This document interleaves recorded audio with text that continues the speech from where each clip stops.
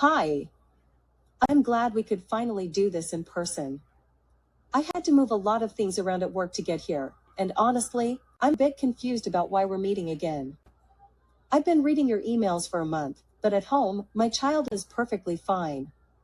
I just don't see the behavior you're describing. Hi, Mabel. Thank you so much for taking the time to meet with me. I really appreciate that you moved around your meetings. And yeah, I'm glad we can meet face to face just so that we can clear up any confusion in the emails. So your child has been showing disruptive behavior in class for the past couple of weeks. I appreciate the sentiment, but disruptive behavior is such a broad term.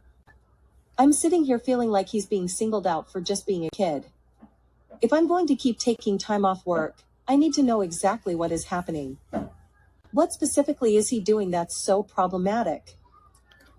Yeah, you're right. Disruptive is pretty vague, and I can assure you that he is not being singled out. So a lot of the times during our lessons, he will be chatting with his neighbors, or I've even caught him a few times throwing things at his friends across the room to try to get their attention during those lessons.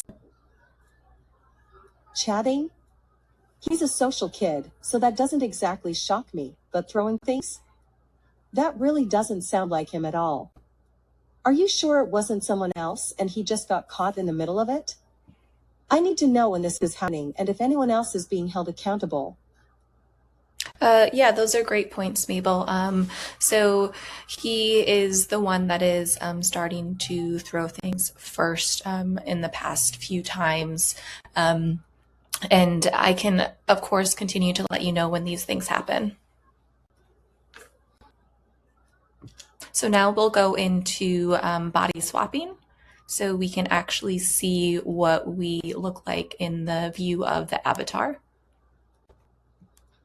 Hi.